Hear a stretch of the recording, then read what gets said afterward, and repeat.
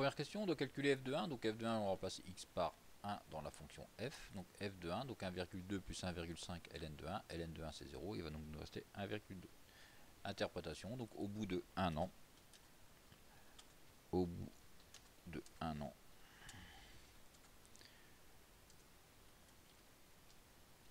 l'arbre va mesurer 1,2 m. Donner le sens de variation en le justifiant. Donc là, le sens de variation, donc ça va être croissant car un arbre va plutôt toujours croître.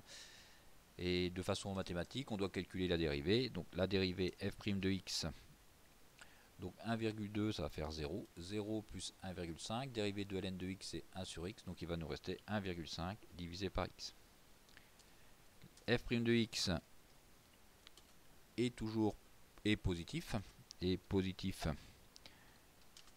pour tout x positif. Donc ici x est bien positif. Donc pour tout x positif.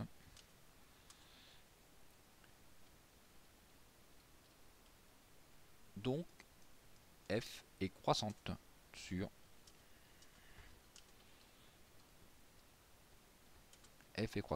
l'intervalle, donc sur 0 plus l'infini. Sur 0 plus l'infini.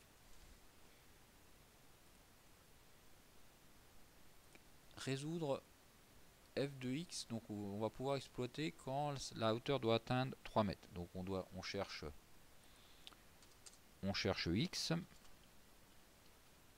On cherche x tel que f de x est supérieur ou égal à 3. Donc f de x est strictement supérieur à 3. Première méthode par le calcul. Donc résolution par le calcul. Je vais donc avoir f de x, donc 1,2 plus 1,5 ln de x est supérieur à 3. Je vais soustraire 1,2 des deux côtés, il va me rester 1,5 ln de x va être supérieur à 3 moins 1,2, donc il va me rester 1,8. Je divise par 1,5, donc je vais donc avoir ln de x va être supérieur à 1,8 divisé par 1,5. Je divise par 1,5 sans changer le sens de l'inéquation. Donc 1,8 divisé par 1,5, donc ça me donne 1,2. Et pour faire, je compose les deux côtés par la fonction exponentielle pour faire disparaître mon logarithme en utilisant la fonction exponentielle de ln de x égale à x.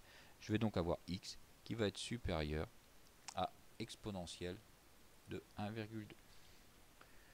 Et si on donne une valeur approchée à exponentielle de 1,2, donc ça fait 3,3, donc ça va être au bout de 4 ans.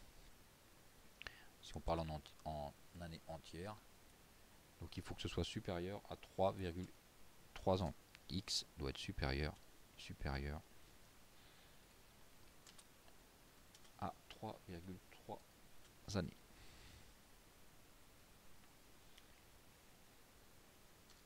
Deuxième méthode,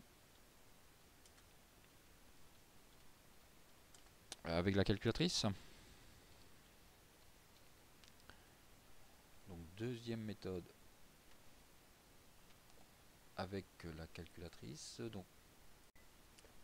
Donc menu fonction, vous écrivez la fonction, donc 1,2 plus 1,5 ln de x. Vous écrivez deuxième fonction, on va écrire 3. Je trace mes deux fonctions. Alors si là on préfère voir, on peut modifier un peu pour y max, je vais aller jusqu'à 5.